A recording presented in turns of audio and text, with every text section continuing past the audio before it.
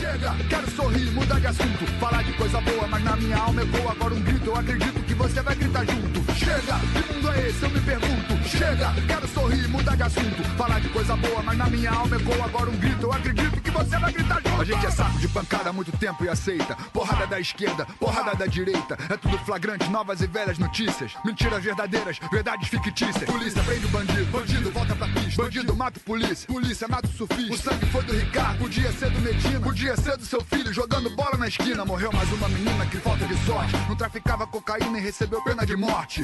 Mais uma bala perdida, paciência. Pra ela ninguém fez nenhum pedido de clemência. Chega, que mundo é esse? Eu me pergunto. Chega, quero sorrir, mudar de assunto. Falar de coisa boa, mas na minha alma ecoa agora um grito. Eu acredito que você vai gritar junto. Olá, pessoal. Estamos falando diretamente de nossos estúdios do portal Papo Reto Oficial, no quadro Papo Reto com o Legislativo. Hoje temos a honra de receber o senhor José Ramos de Oliveira, mais conhecido como vereador Zé da Lata. Seja muito bem-vindo, obrigado por ter aceito o nosso convite. Seu microfone está aberto, faça suas considerações iniciais. É uma honra, um prazer, Oliveira, estar aqui no seu programa, Papo Reto. Muito bom, obrigado pelo convite. Estou sempre à disposição. Oliveira, a minha trajetória é muito simples. Sou de Brasília, no Distrito Federal. Vivi numa cidadezinha por muitos anos. Fui comerciante muito grande da cidade. Sou político desde os meus 22 anos de idade. Nunca estive fora da política em momento nenhum, sempre participando diretamente. A política está no sangue. Isso aí vem da nossa família. Nós somos de uma família lá de Montes Claros, lá no norte de Minas. Lá nós temos primos que já foi prefeito, vereador e assim por diante. E a gente herdou da família isso aí. E nós estamos indo nessa trajetória desde a do Goiás. Aurélio já foi vereador, um dos vereadores mais bem votados lá na minha antiga cidade, lá no Goiás, na cidadezinha por nome de Água Fria de Goiás, onde eu gosto muito, tenho muita amizade, mas hoje a minha cidade hoje do coração é Parauapebas, e para cá nós viemos lá em 2010, 2011, por aí, chegamos em Parauapebas, e aqui fomos trabalhar no carro de som. No carro de som, o Aurélio foi para a rádio, Rádio Terra, Ararazu, Liderança FM, Correia FM, e eu passei um período também na rádio com o Aurélio, trabalhando na propaganda. O Aurélio foi para a televisão, e aí veio a trajetória, se transformou em vereador na cidade mais rica do Pará, e teve a sua trajetória, foi perseguido, foi caçado por 2 vezes e hoje é o prefeito dessa cidade. E nós também temos o prazer e a honra de ser vereador da cidade mais rica, junto com o filho que se transformou em prefeito. E nós, Oliveira, viemos do rádio também. Aqui em Parauapebas, nós tínhamos um programa, eu e o Aurélio, na madrugada, chamado Manhã Sertaneja, pela Rádio Correia FM, Liderança FM. Nós falávamos muito, dava voz e vez para o homem do campo aqui em Parauapebas. O nosso programa era um dos mais ouvidos da região, mas com uma perseguição política sempre em cima do meu filho. Foi muito grande, nos tiraram do ar, mas não tirou a esperança de nós continuar, e hoje essa esperança se transformou em realidade. E o dando voz e vez da época da rádio, hoje nós estamos dando voz e vez a essa população com o filho prefeito, e esse que vos fala aqui, o Zé da Lata, sendo representante fiscal da lei, fiscal do povo, que sou o vereador Zé da Lata. Ok, seu Zé da Lata. O que a gente observa é que nós vivemos numa região onde nós temos não tem uma característica própria. São imigrantes, né, de todos os lugares que vêm para cá através de uma vida melhor, do trabalho, e acaba que algumas culturas se enraizaram. A do conservadorismo, daquela forma de fazer política como se fosse um manual, e aonde aquela cartilha rege todos os políticos que vão para casa ou para o Poder Executivo. Vocês, né, o seu filho, como o senhor colocou, entra para esse sistema e causa um rebuliço, justamente por uma postura diferente do que era habitual. E as pessoas têm que entender isso hoje. Não dá para dizer que eu sou uma pessoa democrática, que eu defendo a democracia, o direito à imprensa, o direito à liberdade, se quando eu tenho alguma pessoa que pensa diferente ou que age diferente do que é comum, eu trato tudo que é diferente como algo de estranheza. E dentro desse processo, eu vejo assim que a sua pessoa, o seu caráter, o seu perfil, a sua maneira simples de se direcionar àquelas pessoas mais carentes, essas pessoas mais que estão mais à mercê da sociedade, acaba que incomoda aquelas pessoas que vivem de forma na elite. E como o senhor foi o responsável por educar e criar os seus filhos, é óbvio que eles também tenham a essência de fazer o mesmo trabalho. Nós vivemos uma cidade com muitos problemas. O senhor tem sido muito contundente nas suas falas em todas as vezes que o senhor utiliza a tribuna. E é isso que a sociedade hoje espera. Ouvir do senhor aqui o que, que a sociedade pode esperar do mandato do Zé da Lata. Olha, Oliveira, eu quero falar para a minha família de Parauapebas, o povo de Parauapebas, aquele que hoje eu trabalho com afinco. Eu não me tornei vereador por acaso. Não caí de paraquedas na política. Não sou vereador dessa cidade só porque sou pai do atual prefeito. Muito pelo contrário. Hoje, eu sei que eu carrego um compromisso muito grande, não só de cuidar de 2.249 corações que bateu junto com o meu na época das eleições, e sim para mais de 300.000 pessoas que moram aqui no nosso município. E esse vereador já tem demonstrado que ele vai ser um vereador atuante em defesa da nossa população, do nosso povo. Eu tenho provado que, indiferentemente, Oliveira, de nós sermos pai do prefeito, nós temos feito o nosso trabalho de vereador.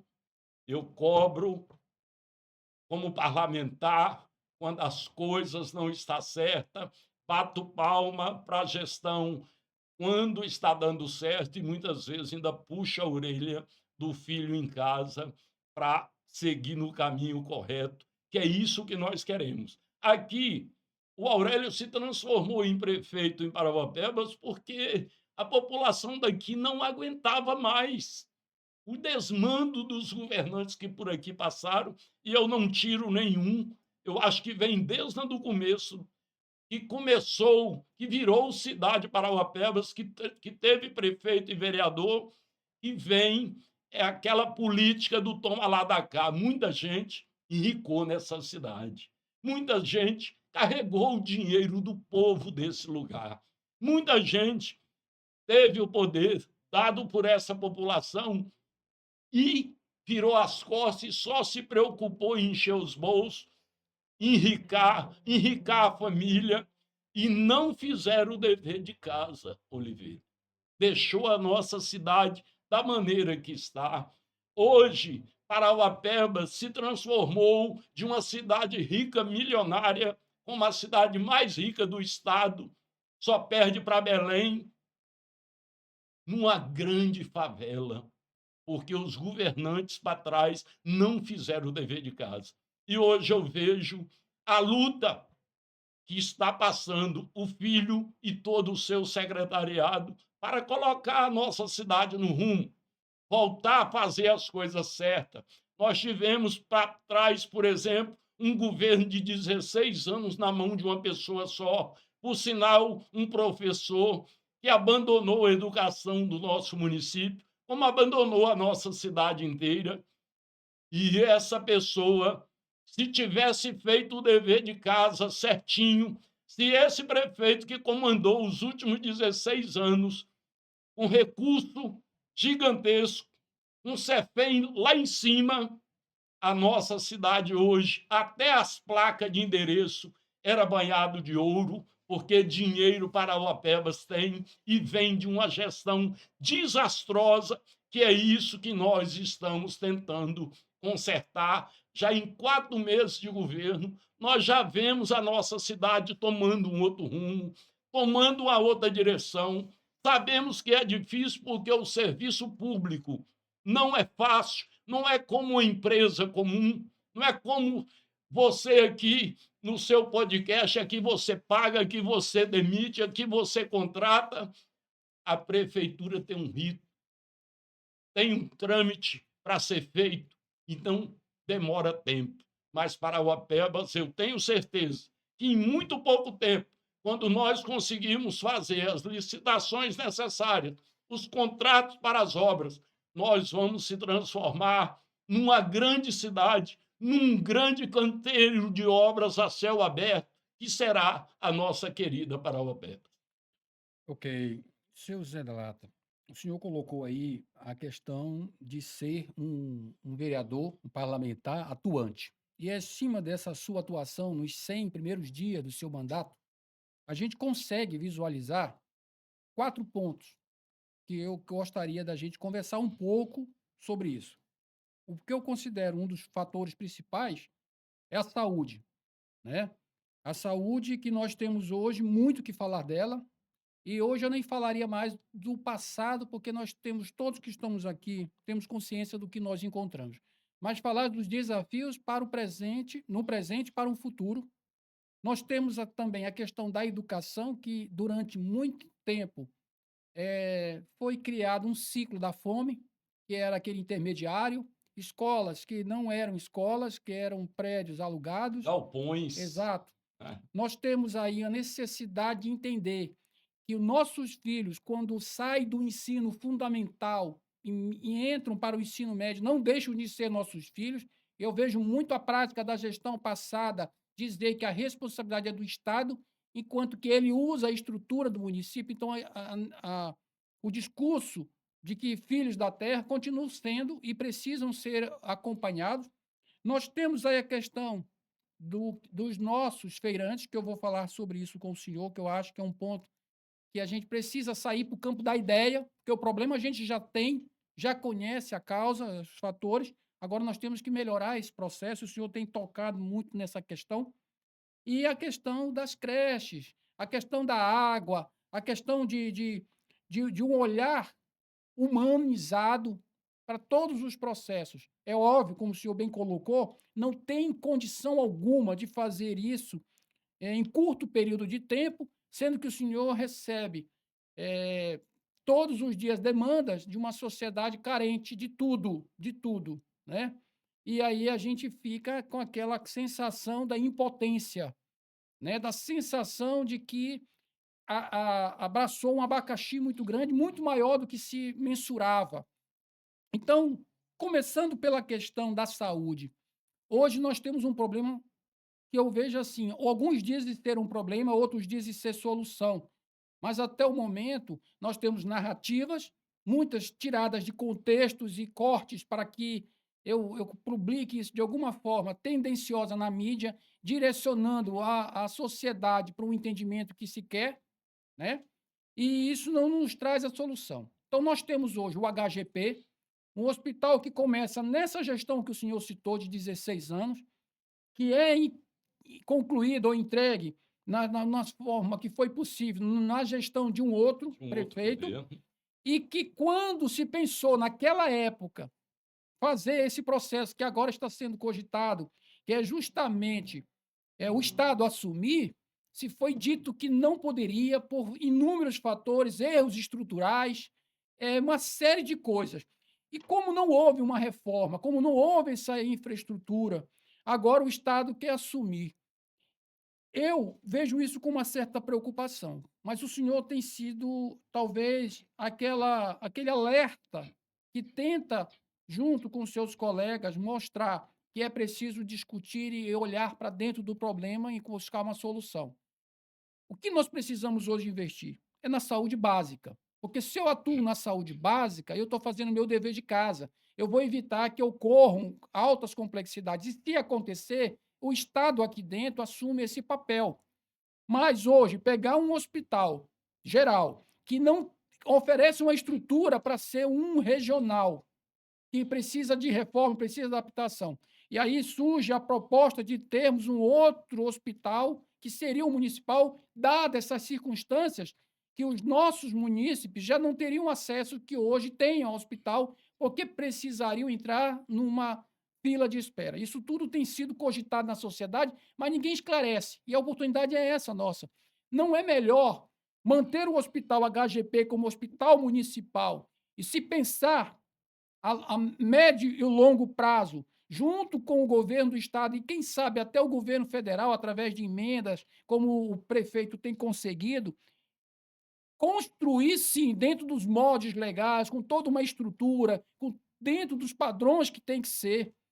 Esse hospital que passaria a ser, de fato, um regional, ou o senhor acha que é possível, nesse momento, regionalizar o hospital local, desapropriando a saúde pública, que é carente, infelizmente, nós temos que admitir, e acabar fazendo com que o que pareceria ser a solução se torne um problema para o nosso prefeito também, porque acaba sempre a corda arrebentando no lado mais fraco e é o poder público que vai ter que encontrar a solução. O que, é que o senhor pensa sobre isso? Oliveira, eu particularmente tenho preocupações com isso. Eu entendo que hoje Parauapebas, até a nossa saúde aqui é complicada, porque Parauapebas já faz o papel de um hospital regional, que nós hoje recebemos gente de vários locais, Canaã, da região de Marabá, toda aqui da zona rural, e outros locais, Urilândia, Tucumã, que vêm atrás da saúde aqui em Parauapebas. E nós já fazemos esse papel. Outra coisa, eu tenho essa preocupação que você falou, porque aí vamos ter que entrar numa fila de espera, mas aí Parauapebas vai ficar com recurso sobrando para amanhã investir na saúde primária, né? Porque aí, ó, nós vamos pegar o Estado, que o Estado tem que ter a responsabilidade dele com a alta, média e alta complexibilidade aqui no nosso município.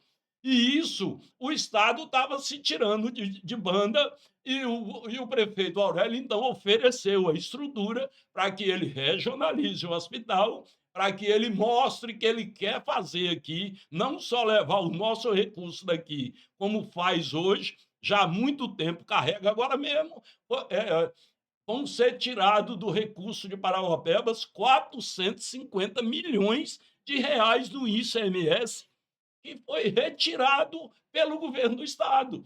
E nós recorremos e perdemos na instância lá, mas vamos continuar recorrendo para garantir esse recurso ficar em Parauapebas. Isso vai fazer muita falta para uma cidade da maneira que já está Parauapebas hoje.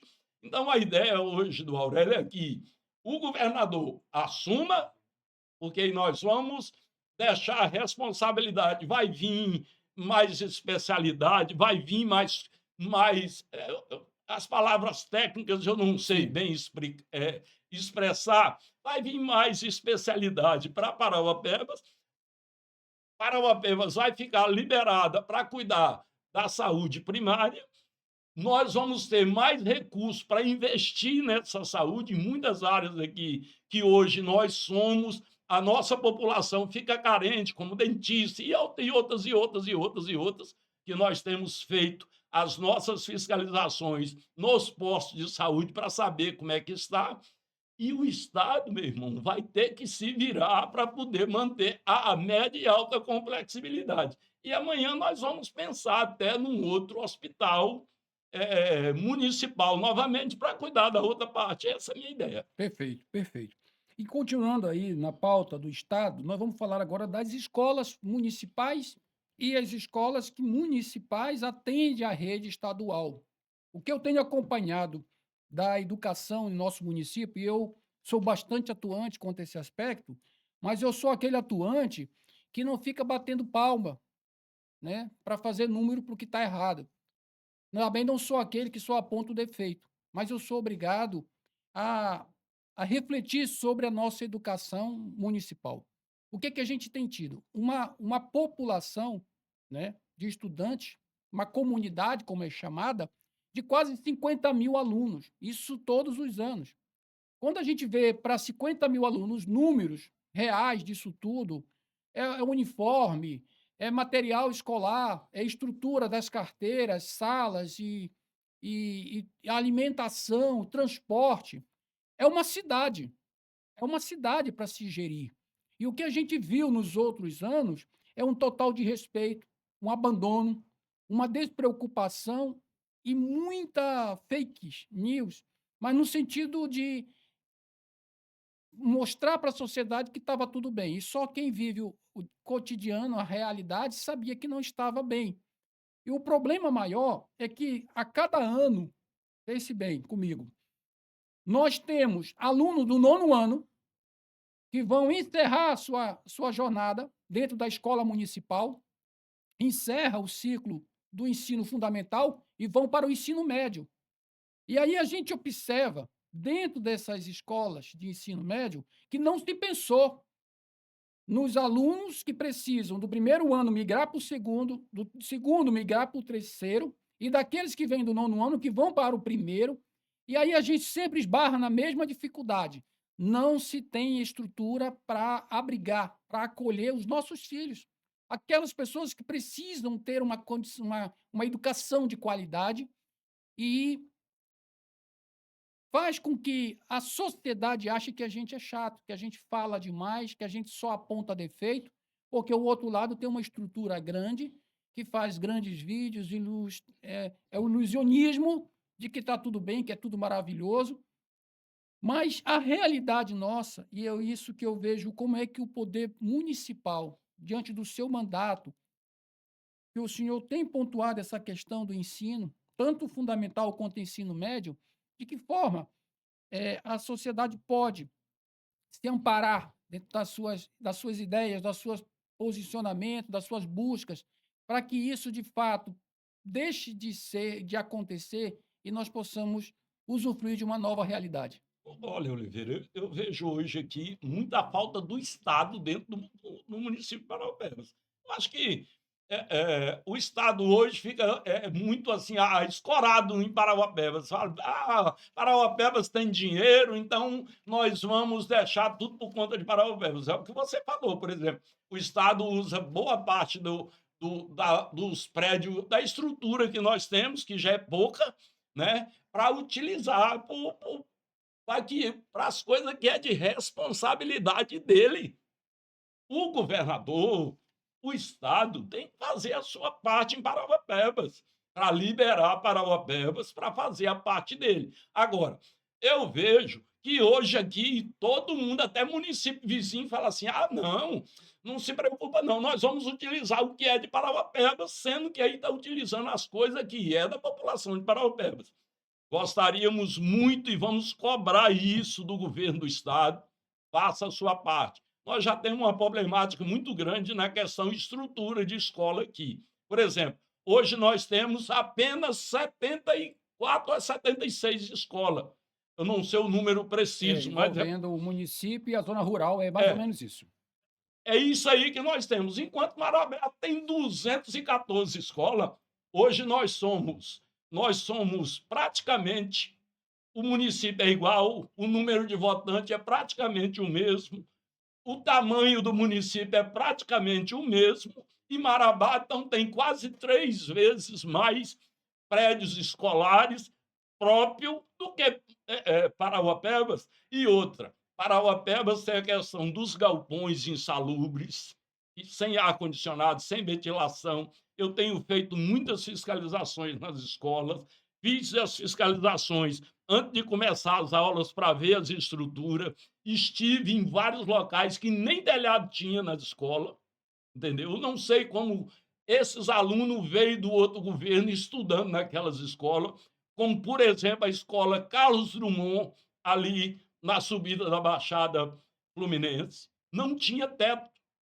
em várias salas de aula, entendeu? Não tinha cobertura, não tinha energia, e isso tudo nós recebemos e viemos do governo de um professor irresponsável. Entendeu? Então, nós temos todo esse problema aí, que temos que fazer mais escola, parar de estar transportando os nossos alunos para distâncias muito longe. Eu tenho batido muito na tecla. Nós temos que manter os nossos filhos ali no seu convívio, ali no seu bairro, Concordo. ali naquela região, na zona rural, que ele vai estar com seus amiguinhos, além do perigo que nós corremos nas estradas, muitas vezes mal conservadas, pontes inadequadas, e nós vamos cobrar do governo do estado que faça a sua parte. Ei, governador, Parauapebas tem que manter o que é parte dele, o que é parte do senhor. O senhor venha cuidar, porque Parauapebas nós contribuímos e contribuímos muito Ok. com receita, e agora mesmo foi tirado 450 milhões, e nós temos 2 deputados para defender Parauapebas. E eles fazem de conta que não é com eles. E isso nós temos que mudar. E é isso aí. Outra base que eu considero muito importante, o senhor tem sido muito atuante, Sim. é a questão dos colonos e os feirantes. Seu Zé da Lata, o senhor já está aqui há 15 anos praticamente, eu estou aqui há 20 anos.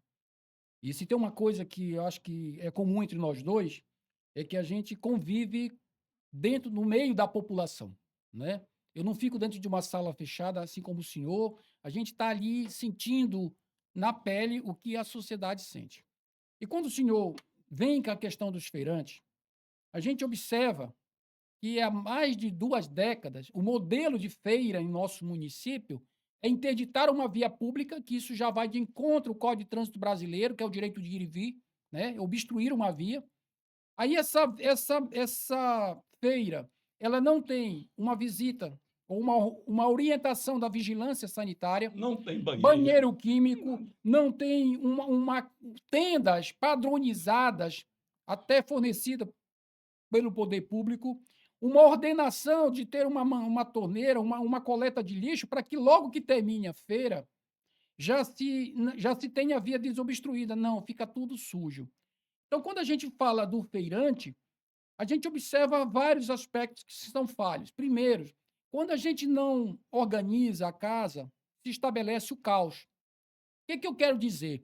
Que eu nunca vi a Associação dos Feirantes, de fato, trabalhar num aspecto de padronizamento para as feiras, locais adequados próprios. Nós temos aqui várias áreas públicas que foram destinadas para outras finalidades que o Estado nunca sequer ocupou, que era justamente a escola técnica aqui na Cidade Jardim, vou citar esse exemplo, que poderia, já que por enquanto não se constrói nada, fazer uma feira ali, aonde houvesse um padronizamento e com a coberta adequada, com a estrutura correta, com todos os supostos, como o senhor tem colocado, banheiro químico, porque aquele feirante fica ali por horas precisando de fazer uma higiene, uma necessidade E o fisiológica. consumidor que lá vai também. Perfeito. E a gente vê que tudo corre ali, o churume, a água, resto de alimentos. Então, é meio que contraditório para o senhor abrir um restaurante, para o senhor montar uma feira. Eu vi outros dias aqui a Vigilância Sanitária, a CEMUB, visitando o vendedor de frango, galeto assado, cobrando dele uma série de adequações.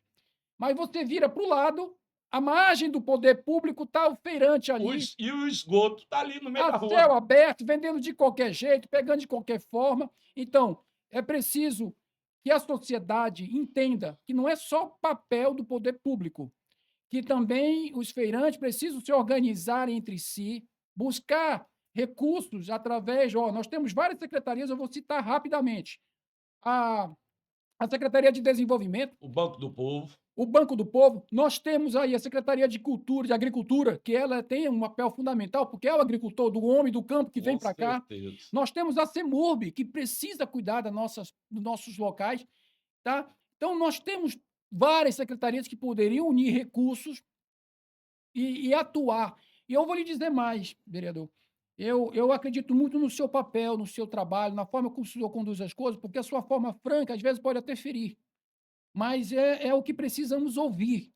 Não precisa fazer com todas. Pega aqui a da Cidade Jardim, leva para onde eu estou lhe falando, Coloca ali, prepara um ambiente, coloca um piso, faz uns corre para se cair a sujeira, correr para um local, coloca a lixeira entre cada duas barracas para que eles compartilhem a lixeira, coloca o banheiro químico, faça com uma.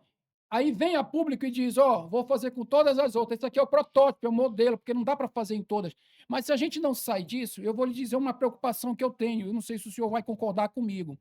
Eu tenho um início de governo, mas aquilo que eu não fizer nos primeiros 6 meses, ou no início desse governo, primeiro ano que seja, eu não consigo fazer mais. Ou eu faço agora, ou esquece, que eu não consigo. Então, quando o senhor defende a bandeira dos feirantes, eu entendo que não é só defender por defender, querer que tenha privilégio, querer que tenha espaço, querer que tenha uma série de benefícios. Não, tem que ter a corresponsabilidade, tem que ter planejamento, tem que ter organização. Estou correto ou o senhor tem Corre- uma outra visão? Corretíssimo. Hoje, Oliveira, eu tenho defendido não só os feirantes, os camelôs, os vendedores ambulantes. Eu tenho brigado muito por essa classe. Você sabe por quê? Empreender hoje no Brasil é muito difícil. O empreendedor hoje é um guerreiro. Hoje nós vivemos numa economia muito instável. O cara conseguir ganhar dinheiro, sustentar a sua família através do seu esforço, da sua venda, do seu dia a dia, é, é, é, conquistando o seu cliente para que ele compre de você, através daquilo ali, você obter seu lucro, levar para sua casa, sustentar a sua família, não é fácil. É por isso que eu tenho brigado muito por esse pessoal. E eu vejo muito que o poder público de governos anteriores, e vamos falar até do nosso governo hoje, que não tem se preocupado diretamente com essas pessoas. Muitas vezes põe muita objeção. E o que nós precisamos é que ajudar essas pessoas a melhorar, igual você falou, vamos dar curso para essas pessoas se aprimorar, como ele vai vender, como ele vai manusear aquele alimento. Vamos cuidar das estruturas das feiras. A Feira do Rio Verde, para mim, é um lixo. A nossa cidade tão rica e uma feira tão daquele jeito, tão mal construída, muita sujeira. Eu fiz a indicação para reconstrução, revitalização da Feira do Rio Verde. Tenho andado nas feiras itinerantes, eu vejo que os feirantes ali estão à mercê de tudo, não tem banheiro, não tem água, não tem, o trem é uma bagaceira. Fiz a indicação dos banheiros químicos para os feirantes das feiras itinerantes. Tenho prestado atenção na Feira do Produtor no Novo Horizonte. Fiz olha o tanto que eu ando preocupado. Eu tenho um quadro aí, sentindo na pele com o vereador Zé da Lata. Nós vamos lá presente, vamos passar junto com a pessoa o que ele está passando no seu dia a dia, para que nós podemos cobrar lá onde nós estamos, lá na Casa de Lei, junto com os meus colegas. Fui para cima do caminhão dos feirantes, que eles vêm em cima de um caminhão de pau de arara, fiz uma live, 4 horas de live em cima de um caminhão, tomando chuva nas estradas ruins, até chegar na Feira do Produtor, para mim saber o que esse produtor passa, Oliveira. Porque senão, se eu ficar dentro do meu gabinete, no ar-condicionado, com a minha equipe toda, andando de carro na rua, com o vidro levantado até em cima, dentro do ar-condicionado, eu não sei o que esse povo passa. E nós estamos cobrando. E vamos para cima disso aí. Os feirantes, conte com esse vereador. O produtor rural, nós estamos de olho nas estradas, nas pontes. Fizemos a indicação do transporte adaptado para os feirantes, que eles não querem vir no ônibus e a mercadoria no caminhão. Então, vamos comprar um veículo adaptado para vir os feirantes junto com a sua mercadoria, mas eles não ser carregados igual porco em cima do caminhão, jogado de qualquer maneira, que eu vim junto, eu sei da dificuldade que esses produtores passam lá para poder trazer o seu produto para vender na feira do produtor do Novo Horizonte. E nós, hoje, durante o meu mandato inteiro, que esse mandato não é meu, esse mandato é seu, esse mandato é do povo que trabalha, e nós vamos estar aonde estiver o problema, esse vereador vai estar e vai procurar levar a solução do problema. E é isso que eu Perfeito, tenho a dizer. perfeito. Vereador, quando o senhor coloca aí a questão da capacitação, foi perfeito a sua fala, e a questão do Banco do Povo. Eu não vou entrar nessa seara agora, porque eu acho que isso é uma matéria que até o executivo ele tem que se pronunciar. Mas a gente já escuta falar dentro da Câmara que houve desvios do Banco do Povo e que o Milionários. dinheiro que aí seria destinado para o pequeno, né, para aquele informal, para aquela pessoa que de fato faria o bom uso para o sustento da sua família, não teve acesso. As pessoas que não precisavam tiveram um benefício indevido. E eu acredito que tem coisas que a gente leva para a tribuna e fica ali. Parece que você está falando por falar. Mas eu acredito que a gente tem que mudar a forma de trabalho. Começa a ter que ter auditorias, começa a ter o encaminhamento aos órgãos fiscalizadores, a competência, porque a justiça está ali, mas ela precisa ser provocada. E é nesse processo que a gente entende que o seu trabalho é fundamental, porque quando a gente vai buscar números, dados, de valores, de pessoas que alcançaram aquele recurso, e isso tem indicativos, indícios de que houve má distribuição, manipulação, enriquecimento ilícito, a sociedade ela quer uma resposta. E é isso que mais se cobrou na gestão passada. E eu quero aproveitar aqui esse momento para dizer, eu tenho dentro de mim uma sensação muito forte, muito positiva, de que essa vai ser, a que o senhor faz parte, junto com os seus pares, a melhor legislatura das últimas 2 décadas. Porque a anterior tinha o discurso de quem acusava e de quem se defendia. É óbvio que, pelo ônus da prova, quem acusa é que tem que apresentar. Porém, se eu não sou responsável por aquilo, por que eu também não me defendo? Então, ficava nas narrativas na plenária, para de trás, nos bastidores, cumprimento, tapinha nas costas, risos, como se nós fôssemos palhaços, e que as pessoas que estavam ali não tinham verdadeiro respeito, mas era só na frente, para trás não tinha isso. Dentro de vocês tem havido respeito. Está aqui a prova de quantas indicações o senhor fez nesses 100 dias, e nós estamos falando na totalização, mas a gente, se for fracionar, são poucos dias para bastante trabalho, fora o que o senhor faz fora do seu gabinete. Então, a gente vê o respeito entre vocês. Claro que tem aqueles momentos de divergir sobre ideias, sobre posicionamento, mas passou aí naquele momento e todo mundo vai cuidar da sua vida e da sociedade, que é o seu papel. Então, essa sua fala, ela mostra que vocês não esqueceram dos seus compromissos de campanha, que vocês continuam buscando formas de viabilizar recursos, digamos, instrumentos para que haja política pública para todas essas categorias. E isso não nos pode deixar de fora a questão do nosso transporte público, porque o senhor tocou num ponto que eu achei muito interessante, eu não sabia. E a sociedade, creio que também precisa saber que o senhor se prestou a fazer um transporte junto com Na toda a equipe madrugada. para conhecer a realidade. Então fica um desafio. Por que a casa não faria também um dia de transporte dentro de uma van? Para saber. Fiz ontem isso Fez aí. ontem? Parabéns, então. E eu quero ver Está na rede essa social matéria, lá. tá bom? Por conta de que, como o senhor bem disse, a gente precisa sentir na pele o que é o transporte público dessa cidade. E aí criticar que o que se está propondo é muito distante, é um sonho, eu venho dizer o seguinte: quem ama essa cidade de verdade, quem quer o bem dessa cidade, tem que abraçar a causa e fazer acontecer, porque todos nós temos que contribuir. Para com essa ideia de criticar ou de querer torcer que der errado, porque se der errado, nós vamos estar juntos nesse erro e vamos também ficar no atraso, como já aconteceu. Esse processo, eu tenho dito nos bastidores, né, quando a gente conversa sobre política, não precisa ser de graça. Mas desde que seja digno e de qualidade, a sociedade quer pagar, mas quer ter um transporte digno, que funcione. E eu vejo que vocês estão buscando isso. É natural o anseio, a vontade, o desejo de que aconteça logo.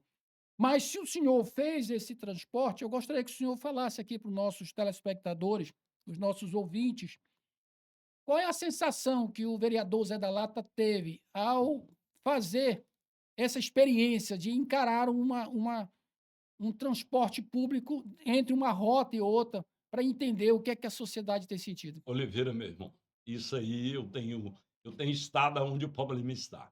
Fiz o da zona rural, não foi só eu, nossa equipe toda de gabinete foi, ajudamos a carregar, descarregar o caminhão, viemos em cima do pau de arara e nesse dia estava chovendo muito.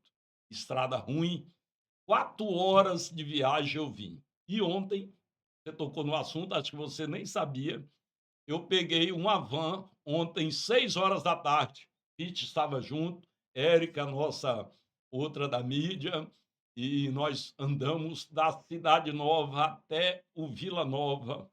Fizemos a rota Cidade Nova, passamos a Avenida A, entramos ali no Primavera, do Primavera nós voltamos na Avenida Liberdade, saímos no Novo Horizonte, Complexo Altamira, passamos pelo Vila Rica, pegamos a PA 160, eh, passamos entre as duas Popular 1 e 2, saímos no Alto Bonito, bairro dos Minérios, Polo Moveleiro, bairro dos Minérios, Vila Nova.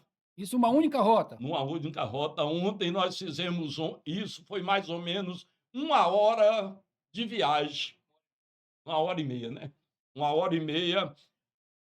Ó, lotado os ônibus, a van, que é os ônibus, micro-ônibus pequeno, lotado, um calor insuportável. E ontem estava nublado, o clima estava bom.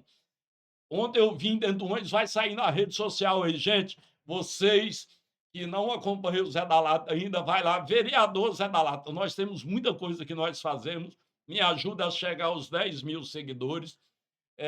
Fizemos essa rota junto com o pessoal ontem, muitos alunos que passou o dia estudando, muitos trabalhadores dentro do ônibus e falou que aquilo ali é todo dia, de manhã e de tarde. E, por sinal, o nosso prefeito está para São Paulo.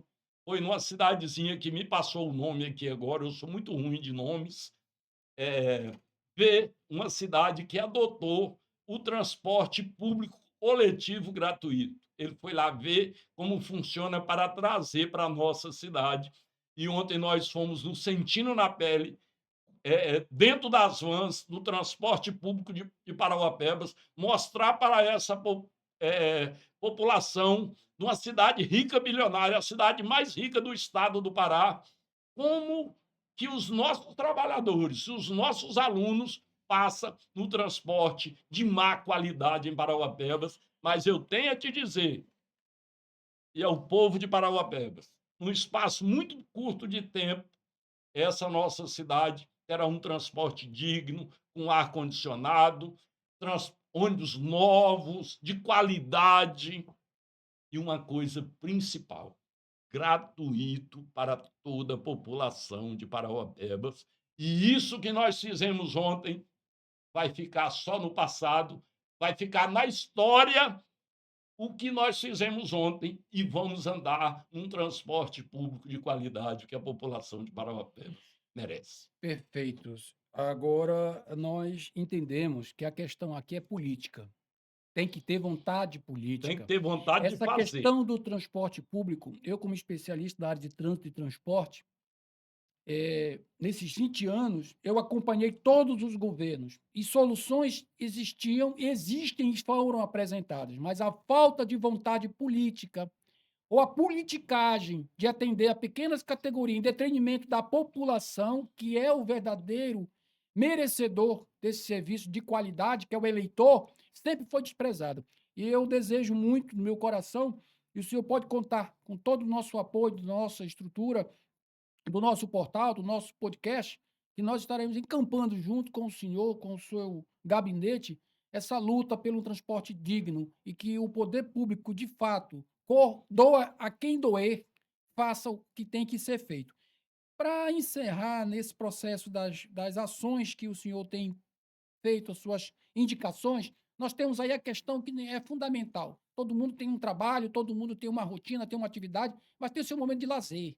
Tem aquele momento que a gente precisa ter uma vida social. E o senhor tem demonstrado também muita preocupação quanto a isso. Parece bobagem. Está pedindo praça, está pedindo uma questão de uma melhoria numa academia ao ar livre. Mas, na verdade, quem vive dentro daquela comunidade, que não tem isso, que precisa se deslocar para uma outra, ou não tem até um meio de transporte, e acaba encarecendo até o deslocamento, O senhor tem sido sensível a isso, ao ponto de pedir ao poder público, indicar ao poder público que tenha atenção a determinados aspectos. E o que muito me admira no seu trabalho é que o senhor foi eleito por mais de 2.200 votos. E se a gente fosse olhar esses números, talvez de uma determinada localidade. Mas o senhor não tem, pelas suas indicações, e eu tenho aqui, através do próprio portal da Câmara, o senhor tem demonstrado que o senhor não está governando para 2.200 pessoas. Para parar o pé. O senhor está fazendo um tour pela cidade. Falando de tour, né? Se nós chegarmos a ter o que se fala, matriz econômica que seja o turismo, já pode aproveitar essa van que o senhor usou para fazer o turismo na cidade, porque é um turismo, tanto de bairro que o senhor citou. Mas, Exatamente. nessa bandeira, como é que tem sido a sua relação? Não vou falar de pai e filho, tá bom? Vamos falar de legislativo e executivo. Como é que tem sido a sua relação enquanto vereador com o poder público municipal, os secretários, o prefeito? As suas indicações têm sido acolhidas? O senhor tem tido um retorno, uma devolutiva? Como é que está esse processo da sua relação entre o Sim. poder legislativo e executivo no seu mandato? Oliveira, primeiro, a gente tem um livre trânsito com todos os secretários, indiferentemente da gente ser pai do prefeito. Eu tenho vez de passar 20 dias, 30 dias sem ver o filho. Quando eu morava junto com ele lá na Nova Carajás, a gente estava junto, se via mais.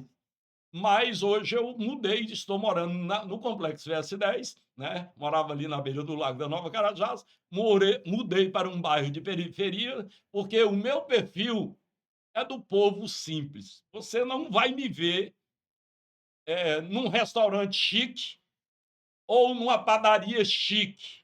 Eu prefiro estar no lanchinho da tia, até para valorizar o trabalho das pessoas aí na rua, na esquina, no espetinho. Eu prefiro estar num restaurante popular, junto com a população, e eu mudei para um bairro que a gente se identifica. E hoje nós vamos representar muito a população do Complexo VS10, que anda esquecida. Muito carente. Muito, muito, muito carente. E na questão das praças, do lazer, vamos brigar muito na área dos idosos, voltar ao forró dos idosos, muitas atividades, porque já é da minha área, da terceira idade. Vamos trabalhar muito por esses idosos, voltar às atividades, os passeios. Agora mesmo nós estamos vindo do projeto POP, lá, vendo essa casa para nós poder ajudar lá, porque lá é uma casa de acolhimento para pessoas que está na rua, ou pessoas que não têm família, que está desabrigada. Nós estamos fazendo esse trabalho. E praça, nós temos indicado muito. Praça, campo de futebol, ginástica ao ar livre. Não só, eu sou da Nova Carajás e VS10. Eu tenho indicado muito para a zona rural, para outros bairros. Tenho trabalhado também pelo meu antigo bairro Nova Carajás, que é deficiente de praça. Tenho trabalhado pela Cidade Jardim, e nós só estamos com 4 meses de mandato. E eu vejo o trabalho dos outros colegas, meu vereador, muito bom também, até os vereadores de oposição que lá estão. O vereador de oposição é muito bom para o governo, só que ele tem que ser vereador de oposição com responsabilidade. Eu vejo hoje que tem algum grupo que perdeu a mamadeira, que saiu do governo e queria continuar, ainda está assim rancoroso. Eu quero dizer para esses colegas meus que não leve para o coração. Parauapebas precisa de todos nós, precisamos unir força para trabalhar para essa população. Oliveira, a gente vê vindos de governo, e vereadores que ganham R$ 9.380, que é o salário do vereador, que, por sinal, é um bom salário, que muita gente do nosso Brasil vive com um salário mínimo de 1.400 e poucos reais, se eu não me engano, né? Ficar rico num mandato de 4 anos. Perfeito. Você entendeu? Então, o que eu quero dizer, gente, vereadores, vamos trabalhar, é oposição, eu respeito a todos, eu sou um cara bem tranquilo a respeito disso, cada um tem sua bandeira, vamos ter muitos embates, ele tem um lado, eu tenho o outro, mas tudo dentro do respeito e nunca falar da vida pessoal, e sim do mandato que a pessoa exerce ou já exerceu no passado, que não fez o dever de casa. Nós vamos cobrar. Obrigado por ter estado aqui conosco nesse curto prazo de tempo. Espero lhe ver novamente. Faça agora as suas considerações finais para que a gente possa encerrar. Oliveira, para mim, foi um prazer, uma honra poder estar aqui falando para a minha população de Paraopebas. Olha, esse vereador está de sua disposição. O meu gabinete não é na Câmara. Eu lá eu sou visita. O meu gabinete é aonde você precisar. Eu estou na rua dioturnamente, tanto no campo como na cidade. Nós vamos continuar. Você vai me ver no mercado, vai me ver no hospital, no posto de saúde. Por sinal, hospital e posto de saúde é o lugar que eu mais vou e cobro muito. Eu tenho cobrado muito por melhorias. Eu sei que melhorou, mas esse vereador tem andado nas escolas para ver como é que está a merenda. A merenda melhorou. Tenho visto que as condições físicas do prédio das escolas não está muito boa, mas pegamos sucateada e em pouco tempo, com certeza, com a ajuda de todos, com o trabalho desse vereador, com o trabalho dos secretários, do nosso prefeito, que tem uma boa vontade em ver uma cidade melhor para toda Parauapebas, com os outros nossos colegas vereadores de oposição também, que estão fazendo um bom trabalho, é que esse vereador está à disposição de vocês. Complexo VS10, Zé da Lata está no Complexo VS10. É o vereador do Complexo VS10 de toda Paraopebas e toda a região, e eu estou à disposição a hora, 24 horas por dia, e não é só o Zé da Lata. A nossa equipe de gabinete toda, todos os meus assessores, que são 25, são funcionários desse povo, e cada um tem uma parcelinha desse vereador. Conte comigo, estou à disposição. Ok, pessoal, esse é o nosso vereador Zé da Lata, como nós havíamos prometido, um papo reto, franco, sem bastidores que possam encobrir a verdade dos fatos. Ficamos daqui e vocês daí num papo reto com o Legislativo. Até a próxima oportunidade.